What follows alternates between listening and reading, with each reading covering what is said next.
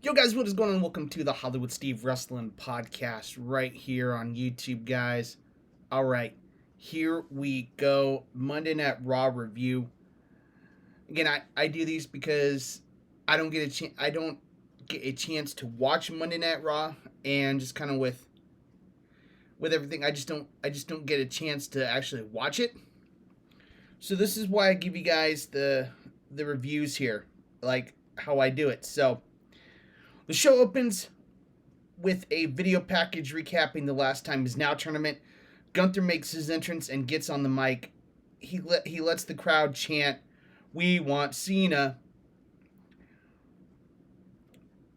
for a beat before telling them not to get their hopes up. John's not here tonight, and this is his time. Submitting LA Knight gave him one of the greatest honors of his career, and in 5 days, he'll be the last opponent in the last match of the career of John Cena. 17 world championships, all that time on the road, hustle, loyalty, respect. All that John Cena is the great all that John Cena is the greatest sports entertainer of all time.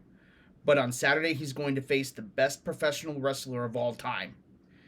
Never give up. Well, he's going to do something nobody's done before. He's going to break John's spirit, push him around, bully him, drop him on his head, wrap his arms around his neck, and squeeze with everything he has until the last bit of hustle, loyalty, and respect has left his body.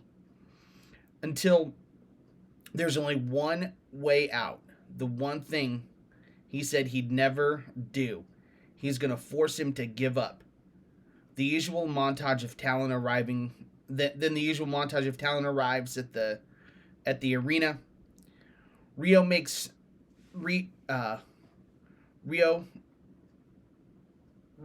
and Io make their entrance, and then after the break, Obafemi is shown in the front row. Then we get Io Sky versus Kairi Sane, collar and elbow, struggling into the corner. Sane hides in the ropes for safety. Waist lock to wrist lock, whip reversed. Kairi gets up, gets a boot up. Frankensteiner out of the corner, but Sky lands on her feet. Io with a wrist lock punches, whip across, trading pinning predicaments. Duck the sliding elbow. Crucifix pin for a 2. La Casita from Sky, only a 2 count. Gets only a 2 count. Back body drop to the apron. Up and over. Kairi taunting off the ropes. Up and over to Harris. Yeah, to Jarrus. I believe that is how you say that. Somebody correct me in the comments, please. Whip across Io, handspring, sliding heel trip. Shotgun dropkick connects. Fired up, Sane slips on the floor, off the ropes. Asuka runs interference and low bridges Sky to the floor. Rhea Ripley chases the Empress off, but Kairi lands a diving elbow off the apron, and when we go to break, and coming out of the break, big show tease from Sky, flapjack, Sane with a whip to the corner. Io cuts her off with a kick from the apron. Missile drop kick connects. Sky is fired up. Corner knees. Kairi gets around her. Tree of Woe, and she lands the double stomp. But Io kicks out. Sky ducks a back fist, rolls under, stomp to the pit of her knees. Buzzsaw roundhouse kick connects. Kairi blocks Angel's wings. Sliding elbow, takes Io off her feet, out of the apron, back body drop, but Sky lands on her feet. German suplex on the apron. Ouch. Following it with a moonsault to the floor. Throwing Sky back inside. Struggling back in after her. Kick from the apron. Asuka runs in and trips Io back into the Tree of Woe. Ripley chases Asuka down, lays her out with a kick, and throws her over the Timekeeper's barricade. Sky with the Frankensteiner out of the corner off the top. Io wins via pinfall while with a diving moonsault. Backstage, Paul Heyman is chatting with the Brawns with the Braun connection when Logan Paul rolls up. Paul asks if anybody saw Rey Mysterio slap him in the face last week. Bronson Reed says he didn't like it, and Logan agrees.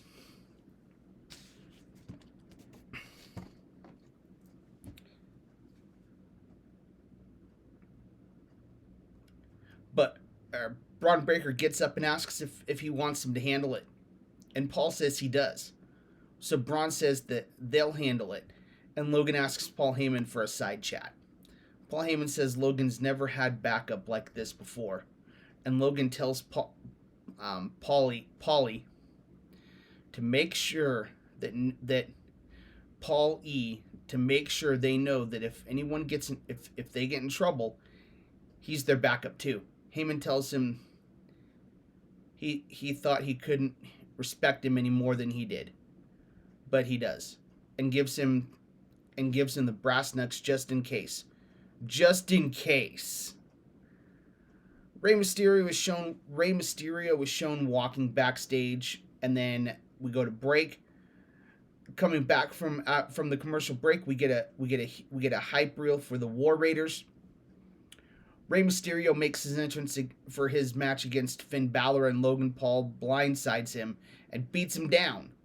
Mysterio gets the better of him after a big sets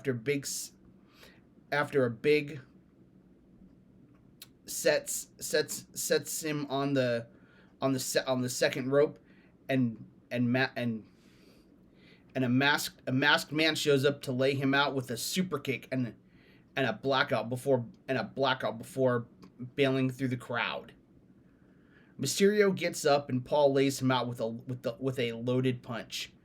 LA Knight makes the save and says that if that was Seth Rollins, he's going to have an aneurysm for stomping his head in. He thought the Vision sucked bad enough before Logan joined, and watching something like this, he's going to make him pay. He's not going to pay Friday. He's not going to pay Saturday. He wants him to pay right here in KC. And then we go to break, and then coming back from the break, we got some hype from Dwayne "The Rock" Johnson's Golden Globes nomination for the Smashing Machine. A recap of the segment we just saw that just happened follows, and we're informed that LA Knight versus Logan Paul has been made official for later on. Then we get Javon Evans shown at ringside. Then we get AJ Styles and Dragon Lee versus the War Raiders, Eric and Ivar, for the WWE Men's World Tag Team Championship. Well, we had a good run. It's been 3 solid months and word on WordPress without copy and paste error, losing me a segment, but here we are. Anyway, it was a good, solid back and forth tag match, but inevitably the champs got the better of the Vikings. But AJ Styles and Dragon Lee win by pinfall with the phenomenal forearm from Styles on Ivar, retaining the WWE Men's World Tag Team Championship. Post-match, New Day, who had come to ringside immediately as the match began, get in the ring and square up with the tag champs. Then Jay's music hits. The Usos are here.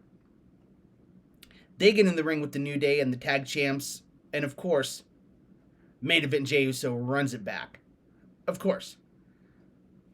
Big Jim gets on the mic and says they're back in the tag team scene because they've been taking L after L lately. And he saw his big brother crash out last week, and he waited for him to get back with one question on his mind. What are we doing, Oos? Jay says he'll tell you what they're doing. They're going to get back to themselves. Block the doors, body them all, put the tag division on notice. They need gold. And they give respect to the tag champs and say they don't know about them yet, but the New Day does.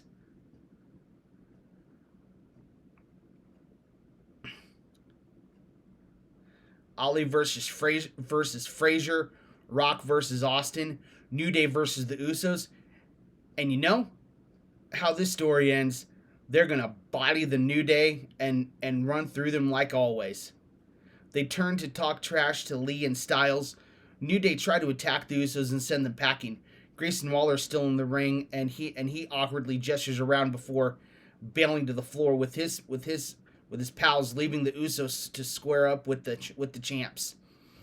Stephanie Vaquer is shown walking backstage, and then we go to another break. Coming out of the commercial break, Stephanie Vaquer makes her entrance and is interviewed in the ring. She says she wants to face everyone, and she is not someone who talks too much. She speaks through her actions, and she can prove she's the best wrestler in the world. And no, it's not because of the Devil's Kiss. Nikki Bella is a legend, but today's women's division is so different than 15 years ago. She lists off a couple of talents in the division and is about to point out she's on top. Enter Nikki Bella. She says Kansas City doesn't deserve her presence as a Hall of Famer, legend, and celebrity. And she's so not done with Stephanie Vaquer. She came out here to tell her that she demands her rematch. But Raquel Rodriguez comes out of the crowd, pulls Nikki off the apron, and lawn darts her into the ring post, leaving her laying. Rodriguez slides in the ring and speaks some Spanish before telling Vaquer to name the time, the place, so she can kick her butt and take her title.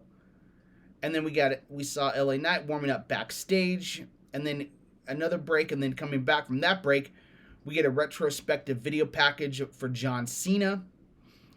In the Judgment Day clubhouse, Finn Balor is happily chatting about Logan Paul getting him out of the match against Rey Mysterio, and Dominic Mysterio wonders who that masked man could be.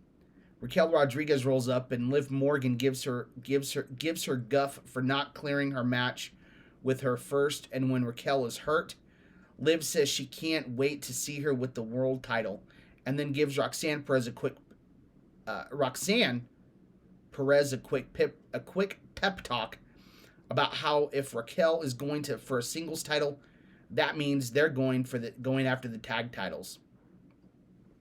And then we got a shot of Sol Ruca ringside. Then we got Lyra Valkyria versus Roxanne Perez. Perez rolls under, keeping her distance, going for another one. Valkyria catches her foot, rolls her through collar and elbow in the corner.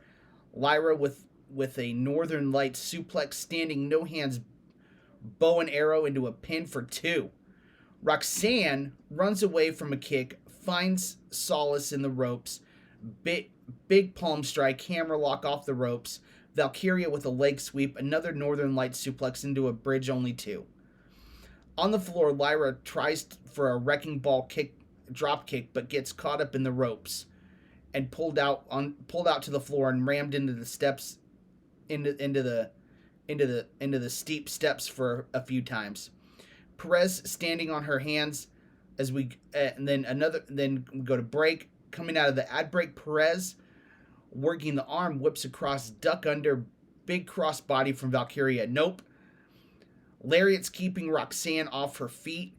Kick combination, Enziguri headed up top, big diving crossbody, still just the 2. Fighting over the guillotine choke, Lyra suplexes her into the ropes, but Perez snaps her arm over. Off the ropes, tilt-a-whirl takedown, handspring knee drop for a near fall, and then into a Fujiwara armbar. Bridging back,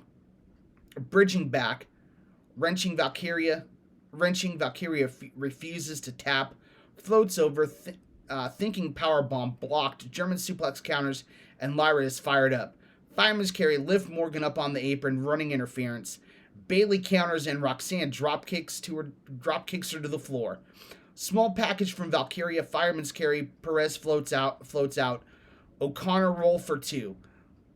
Lyra rakes her eyes from the apron. Roxanne is ready. Roxanne Perez wins by pinfall with pop rocks. And then we get a WrestleMania hype package starring Tiffany Stratton.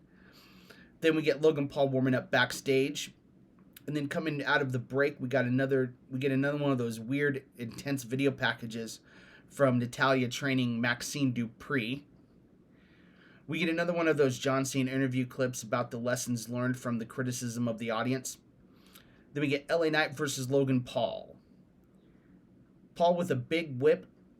Knight explodes out of the corner with him with a lariat, jockeying for position in front of the turnbuckles. LA smashes his face into them and then vertical suplexes him inside for a near fall. Manhattan drop to a discuss lariat, kicking Paul out of the ring. He sidesteps Knight, stops himself on the apron, and lands a battering ram elbow. Knight clearing the announce desk. Logan attacks him from behind, clubbing axe handle, ramming him into the apron, punching away. LA gets the better of him and dribbles his head on the announce desk. Ouch. Ouch, man. Ooh. Slingshot lariat back inside, cover for 2, fast pace back and forth. Logan with a zigzag for a near fall, and then there's another break coming out of the commercial break. Paul with a gallon throw, so close. Knight back into it with right hands, cut off with a front kick off the ropes, head of steam, big body avalanche, and then a side Russian leg sweep, drawing Logan up, bouncing him off the turnbuckles, jumping neck breaker, still no. Big Bronson Reed and Braun Breaker come down the ramp, and a vicious high cross body gets Logan a near fall. Putting boots tonight, LA mounts a comeback, diving elbow drop, knocking Breaker off the apron, but Reed drops him with a headbutt while referee Danilo Anafibo is admonishing Braun. Anafibo ejects them. Knight clobbers Bronson, baseball slide, knocks Paul down, beating Logan down on the desk. The masked man comes back and takes LA out with a block out before throwing him back in the ring. Paul gets his wits back about him and heads up top. Logan Paul wins by pinfall with a frog splash. Post match, the Division holds Knight in the position for a spear from Breaker and Reed, and then Reed drops the 747 splash on him. Another one. And then we go to another break with the Division holding court in the ring. Coming back out of the break, the Division are in the ring. Paul Heyman says he doesn't understand why they're booing, and when they live in a heck hole. Well, he uses something else here and says he can't tell whether this is Kansas City or this is Kansas or Missouri, but he can tell you that on the first anniversary of Netflix and WWE joining together, you will have a new champion of the world, and his name is Braun Breaker. Braun gets on the mic and says he doesn't buy this new nice guy CM Punk. All of a sudden, he comes back to WWE and follows the rules and takes pictures with young talent, so people see how terrific he is. He's a fraud. Imagine you're preaching your entire career, every single week, I'm straight edge. I've never done drugs in my life. And then you turn out looking like the biggest crackhead the world's ever seen. He doesn't want to fight the nice guy Punk. If he's going to show up, he might as well just stay home and forfeit the title. No, he wants to face the old CM Punk. from 2011, 2012, 2013. The guy that beat The Rock and went on a historic 434-day title reign, who young Braun thought was the greatest to ever lace up a pair of boots. So he's begging on his hands and knees, please give me the old Punk, because he wants to beat the greatest ever. But he doesn't get that version. But if he doesn't get that version of Punk, he's going to destroy him. Send him to the hospital. Braun Breaker, take your title. Braun break you. Take your title. And he says, and take your wife too. LA Knight breaks away from security backstage, and Bronson Reed and Logan Paul rush to the back. Braun says he's gonna make things real simple for Punk on January 5th.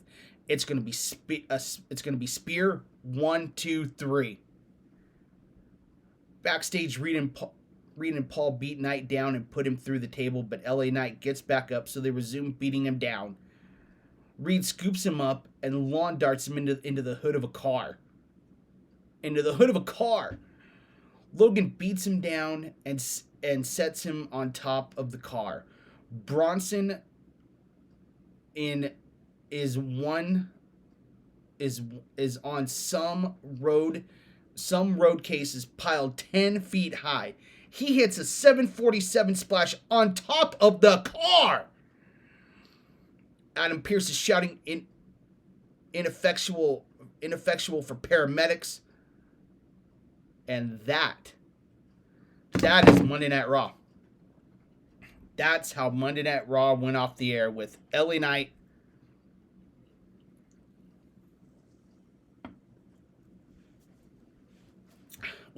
being carted off.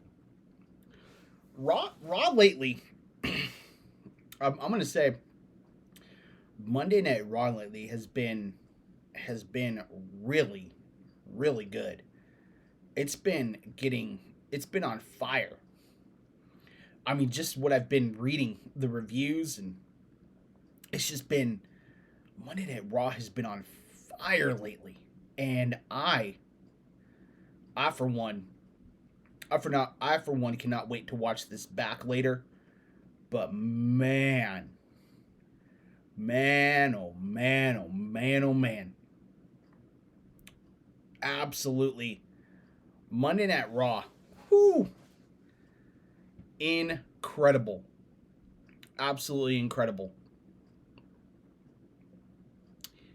Monday Night Raw has been, they as you know, as I said before, they went through a time there where they were kind of not doing really well. The shows are just kind of that's kind of why I haven't really picked back up on it. Why just kind of read and see the clips, see the clips on Facebook and Instagram and that. And why I haven't really watched the show all the way through. But after reading that review from Cage Side Seats, holy crap. I'm going to have to start watching this every day, man. I'm going to have to start watching this like on Tuesdays, man. I'm going to have to start watching it during the day on Tuesday, and I'm going to have to start writing my own review, because holy cow, man. I'm telling you, if it's been anything like this lately, wow.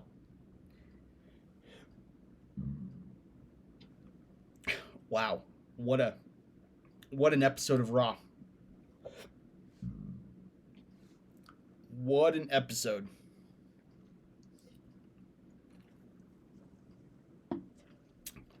What an episode of Raw. I mean, I am glad that the Usos are. I am glad that the Usos are back together.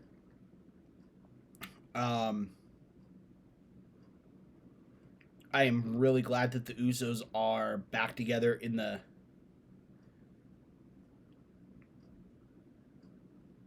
tag division.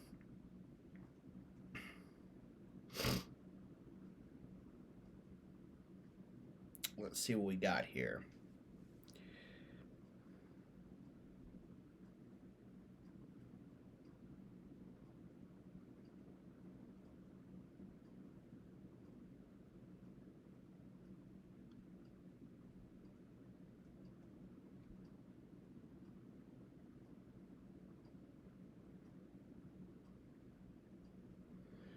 All right, we got the Monday Night Raw review. We're gonna jump. We're gonna dive right in NXT. NXT has been on fire lately too. I've got to watch it back. It has been on fire. All right, so the show opens with a recap of NXT Deadline. Obafemi makes his entrance and gets on the mic. He talks about being a two-time NXT champion and says there is true power, and NXT was not the same without the ruler on top. So the universe did what it does best and found a way to correct itself. So he reclaimed his title. And now he's done with Ricky Saints. And Saturday night's main event, he'll face Cody Rhodes, and he will he will look in his eyes, and he won't see the future. He'll see the now, the ruler, the destroyer, the bringer of war in all his glory. And now he has to talk about the end of the and now he has to talk about the end of the show. Enter Absolute Ricky Saints. He wants to be the first to congratulate Oba on a prophecy fulfilled. His bag is lighter because Femi did exactly what he said he'd do. And that's why he shook his hand, because he's man enough to admit that Oba was the better man at Deadline. On the drive home, he started to think about what's next, and seeing Femi with the title really makes him feel like that was it. He'll never have a chance to regain the title again. But then he remembered, he's Absolute Ricky Saints. And if you think he's going to bow down and fade to the back, you got another thing coming.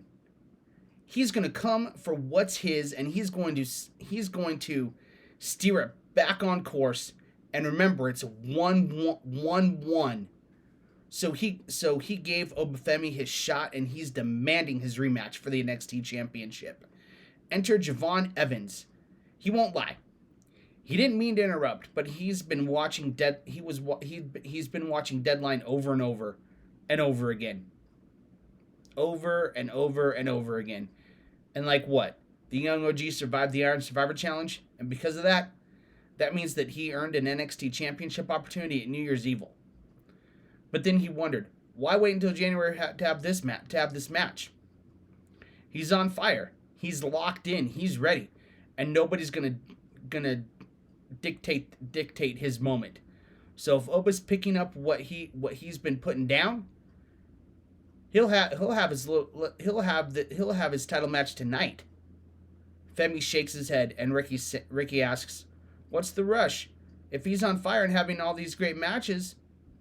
And he pitches Evans on waiting until he gets his rematch so they can have the match. Javon Evans says that's why he's doing this. All he ever hears is, "Are you sure, Javon?" But he's not the future. He's the right now, and that doesn't need to start to line up. He'll line them up himself. And he doesn't mean to be cocky, but nobody can touch him at the age of 21. Not on AAA, not on Raw, not on SmackDown, and not on NXT. So Oba is the man, and he has to beat. So Oba is the man he has to beat, and if anybody's going to get a match tonight, it's going to be him. Saints is sold and says it's his time. Shakes his hand and tells him to go get his. Femi asks if these two titleless guys are really gonna call the shots, but Ricky cuts him off and asks if the ruler is really gonna back down from a challenge. Evans says he's scared as heck, and he knows the young OG has his number. Femi says he's not scared. Every time they've locked up, he's won. And tonight will be no different, so game on. We get a video package detailing the history of between Jordynne Grace and Kalani Jordan, and then coming out of the commercial, and then there's an ad break, and then coming out of the ad break, we got the video package talking about John Cena's longevity and the breadth of his career. Tatum Paxley cuts a promo about how Izzy Dame did in fact destroy the vision of the version of her that was before, and now she has nothing to lose, but Izzy does. Paxley put out Sean Spears and Nico Vance's dolls. Or Paxley gets out Sean Spears and Nico Vance's dolls and continues, saying Dame stabbed her in the back just because she didn't want to play her game. But now they're going to play her game. And she's going to take care of Vance and Spears, and then it'll just be the two of them alone together. And then we got Jordynne Grace taking on Kalani Jordan. Grace attacks Jordan before the bell. They get inside, the bell rings. Luthez press into mounted punches, scoop and a slam, float over off the ropes. Jordan lands a Michinoku driver.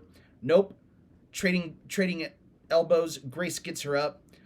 Kalani floats over, big boot. Jordan smashes her into the turnbuckle. Double knees to the back of the head. Sliding elbow in the corner. Grace under pressure. Jordan rolls away. Drop kick the knee. Stomping away at the hamstring, snapping her leg to the mat. To the apron. Kalani cuts her off with a face wash. Back body drop, puts her on the apron too. Trading chops. Jordan wants a German suplex, but doesn't get it. Jordan wants a reverse STO, but doesn't get it. Jockeying for position. Kalani trips her up. Knee first into the corner of the ring, and we go and then another break, and then coming out of the ad break, Grace with a stretch muffler suplex. Jordan falls to the floor. Jordan follows after her. Kalani lands a chop block and lays her out. Bouncing Grace into the steel steps. Jordan gets a steel chair out and swings it, but Jordan rolls away. Back inside spinning spinebuster. Still no. Boot up in the corner. Hooker for a backslide. Grace rams her face into the turnbuckles over and over. Rolls her through a pair of short arm neck breaker drops. Ducks around house kick. Chaos theory, not enough. Kalani throws her through the ropes. Jordan pulls her out with her tombstone clutch. Reversed back. Jordan slips out. Grace stops herself from going into the steps. Grace under pressure on the floor. Now Jordan introduces a chair. The referee takes it from her. Kalani drop kicks her through the barricade back inside the ring. Kalani wins by pinfall with a 450 splash. And then we see Blake Monroe getting up from the makeup station, and then another ad break. And then coming out of the ad break, Jordynne Grace is in the locker room complaining about how she can't even beat Kalani Jordan.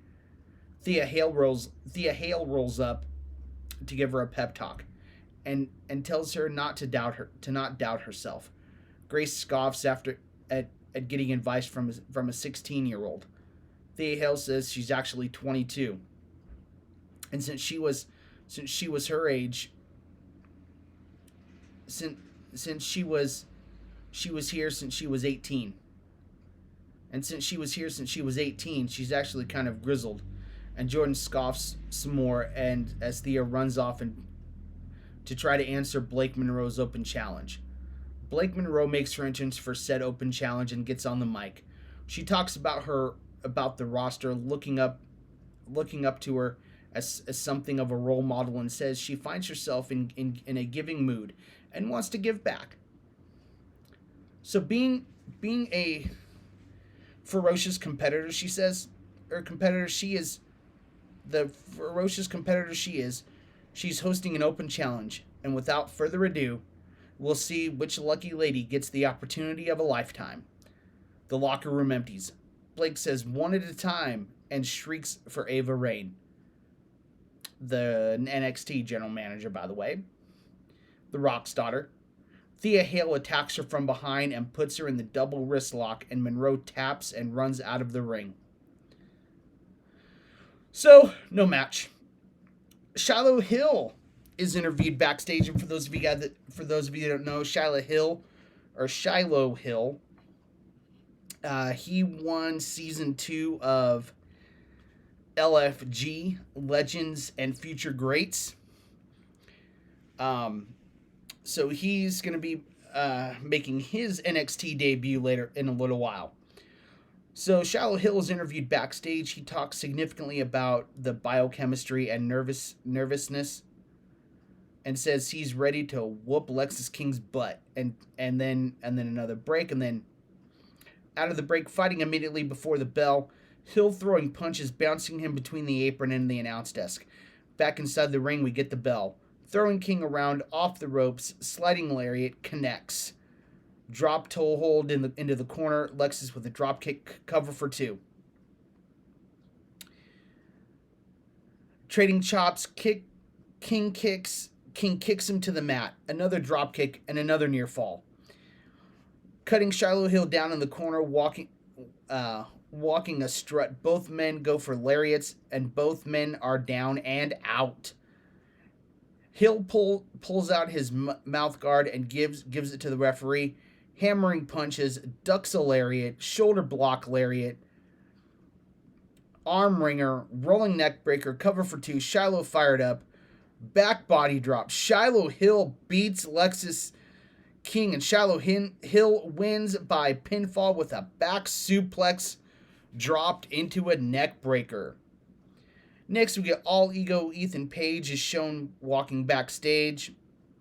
And then out of the break, Obafemi is interviewed backstage. He says, when you're champion, you learn to expect the unexpected, but the end result tends to be predictable.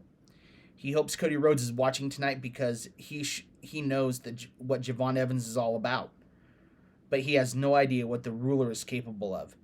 He asks Cody who is going to carry him when he puts him into the ground, and says he's going to break Javon Evans and then break Rhodes on Saturday. All Ego Ethan Page makes his entrance and gets on the mic. He says it doesn't matter when it comes to his North American Championship. He says it doesn't matter when it comes to his North American Championship. And he came to NXT to drink the fountain of youth and soak up as much knowledge as possible. But it turns out he's the only guy asking questions. Nobody has the balls to ask. Athletes asked how to do the best dropkick, but he asked how to hurt that guy's jaw.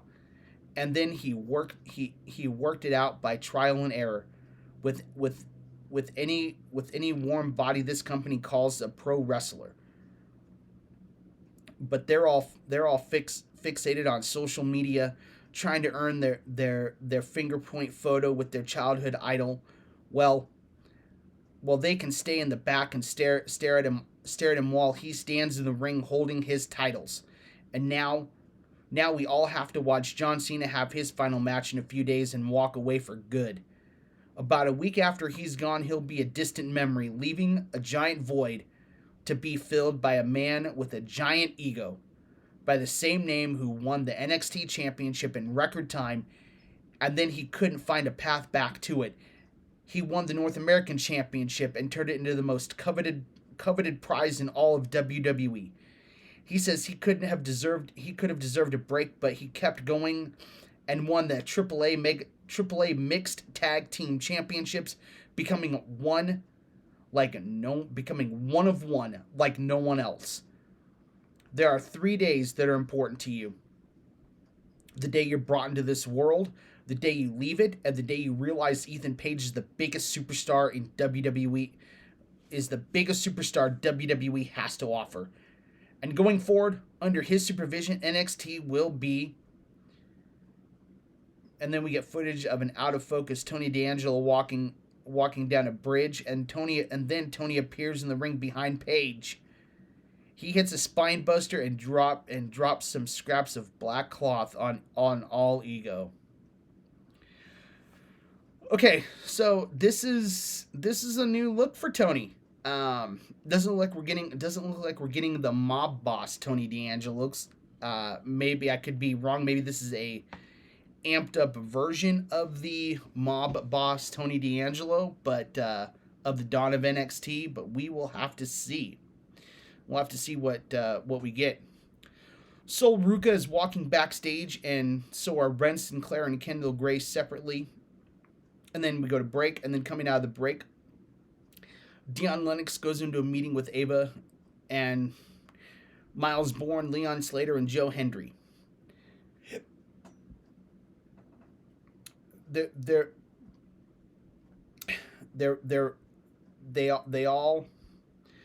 all bicker and says and she says, since they're all tired, they're all tied in Iron Survivor. She's got a match between them to decide the number one contender for an NXT championship match at New Year's Evil. All Ego Ethan Page wanders in to be mad about Tony D'Angelo and yell at everybody. Then we get Sol Ruca versus Ren Sinclair. Circling collar and elbow in the corner. Sinclair with the right waist lock shoved into the corner. Ruca with a go behind. Ren picks her legs and sits down into a toe hold. Countered. Sol gets to her feet. Side headlock. Shot off. Ducks a kick. Folding press for a 2. Off the ropes. Ruca ducks under. X Factor cover for 2. Sol distracted by Zarya standing in the crowd. She waves. Ren rolls her up. Trading pinning predicaments, side headlock, shot off. Sinclair kicks her leg out of her leg. Northern lariat, cover for 2. Posting her knee, grabbing a toe hold, kicking her foot, punching her knee. Ruca breaks away, roundhouse kick, vicious elbows, whip reversed, up and over, missile drop kick, kicking her midsection, overhead elbow. Kick blocked, big chops from Ren, butterfly suplex follows it up, over and over, inverted stomp breaker, and Sol hits the Soul Snatcher for the win. Post-match, Sol chases after Zarya as she leaves. Fatal Influence make their way to the ring, and then another break, and then coming out of the break, Fatal Attraction are in the ring with Ren QCC. JC Jane confronts Kendall Gray and says she's living a Cinderella story, going from obscurity to being the Iron Survivor, and she should know that this is as good as it's going to get. She has all these people hyping her up and supporting her. Her stocks have never been higher, and she's not just the future, but the now. Truly living the dream. This is why people say they want to do this. To feel the love.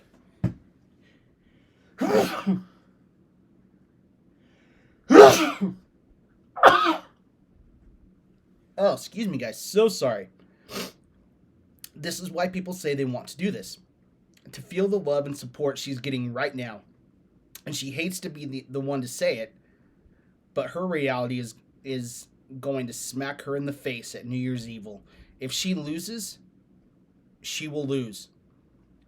This downward spiral that JC Jane is going to send her on will be catastrophic, and the crowd will just move on to the next new flavor of the month. And when she and where does that leave Kendall? No one else will tell her the truth, but Jane has no problem being the bad guy. Potential doesn't win championships, and she might have the Evolve Women's Championship on her shoulder, but the NXT title is a whole different level, and she might have spent all year trying to make a name for herself, but 2025 has been the year of JC Jane From overlooked to the most dominant woman in the deepest women's division in history, and the first woman to ever hold the NXT Championship and the TNA Knockouts Championship at the same time. Everyone has realized what she's known all along, that she's a rock star in the ring and the glue that holds all of this together.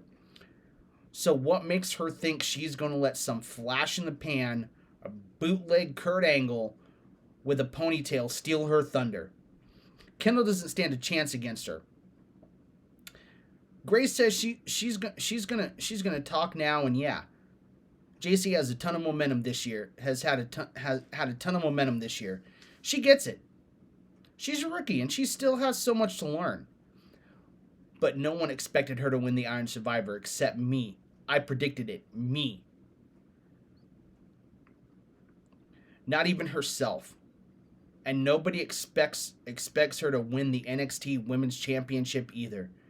But nobody expected JC to win the title either. She talks about the face people make when the underdog bites back, and Jane scoffs at winning the one big match and thinking you belong in the ring with Fatal Influence. Ren Sinclair says they have one title. They're gonna win JC's, and then the Fatals will have one, and maybe the Ren QCC will come after Fallon Henley's WWE Speed Women's Championship. Fallon gets on the mic and immediately drops Kendall with a loaded punch. Fatal Influence beat Gray down. Sinclair manages to make the save and hold her own for a bit, but then the numbers game inevitably wins the day, and Fatal Influence stand tall. And then we get Hank and Tank. We get a Hank and Tank travelogue about how they went to Pro Wrestling Noah and won the GHC tag titles and whatnot. Backstage, Hank and Tank are interviewed in kimonos. They talk about how bodacious their trip was, and the Belly Boys are ready to make some noise. OTM roll up, and Tank says they haven't forgotten what they did to them before they left for Japan, and it all adds up to a match getting booked for next week, and then another break, and then coming out of that ad break, Blake Monroe rolls up on Ava, sobbing about how her open challenge went. Ava says it was her idea, but Monroe complains about being set up to be embarrassed like a piece of meat, and don't get her started on the little blonde banshee Thea Hale, and that's it. No more open challenges ever. Ava books her a match against Thea for next week and tells her she hopes her arm feels better, and Blake Monroe storms off. Sol Ruka catches up with Zarya in the parking lot, and they apologize to each other and talk about how they've never had friends like each other, and they walk off happily. Commentary hypes up Saturday night's main event. Javon Evans makes his entrance, and then another ad break. Then coming out of that ad break, we got a clip of Channing Stacks Lorenzo winning the TNA International Championship from Steve Macklin at Final Resolution on Friday. Then we get Javon Evans versus Obafemi, the NXT Men's Champion. For the NXT Men's Championship. So Oba put his title on the line here. Collar and elbow, Femi rams him into the corner and breaks clean with a come and get some gesture. Back to the lockup, same story in the corner, but this time Evans breaks out with a super kick, springboard ace crusher. Oba sidesteps, but Javon hits a knee lift. Nope. Lighting Femi up with punches in the corner, sidestep boot. Oba hauls off with a right hand that staggers the young OG. Oba with a huge backbreaker, stepping on Javon Evans' ribs in hopes, or in the ropes. Rear chin lock to grind him down. Evans fighting back to his feet. Back elbows, drop kick right on the button, and Femi falls to the floor. Slingshot to the apron, lands a kick, springboard moonsault countered with a leg pick, and the young OG crashes onto the floor. The ruler draws him up. Evans runs over for the acai moonsault. Oba catches him. He slips out, rams him into the apron, popped up onto the apron, and Femi drops him with a haymaker that sends that, and then another ad break, and then coming back from that ad break, Femi with an Irish curse cover for 2. Javon creates an opening, loose Frankensteiner to the floor, and then a tight one on the floor. To his feet, he sidesteps and throws the ruler over the announce desk. Evans crawls back into the ring, and referee Daryl Sharma counts. Femi makes it in at 8. Shadows over Hell connects. Okay, I guess it must be Oba Femi's new move, I guess. Javon off the top, diving splash, still no. Laying kicks in a 540 roundhouse, Oba to the floor. Big dive whips him out, wipes him out. Back inside, springboard, but the ruler cuts him down with an elbow. Corner body avalanche, Evan lands a German suplex, ace crusher, not enough. Rebound, counter with a lariat, Evans kicks out. Ace crusher after ace crusher, Oba is down, but Shamar gets pulled out of the ring by Ricky Saints. Javon dives on him. Back inside, Femi turns him inside out with a lariat, charging uppercuts. And Oba Femi wins by pinfall and retains his men's NXT championship. I'm gonna tell you guys what. I'm gonna tell you guys something, man. NXT Monday Night Raw have been on fire lately. Have been absolutely on fire.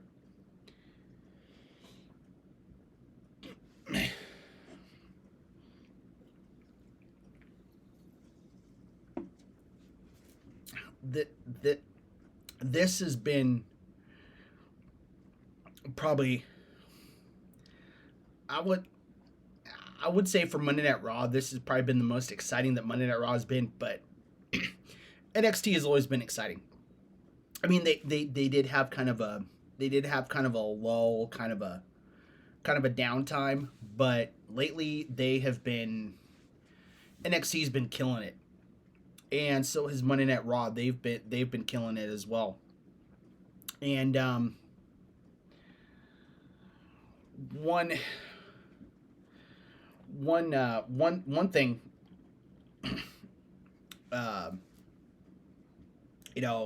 it's just Monday Night Raw has just been, and NXT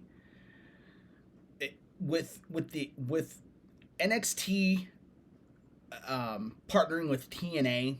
I think it has done wonders for NXT. I mean, it has really boosted NXT, and it's incredible what NXT has become and what they are. It's just absolutely incredible.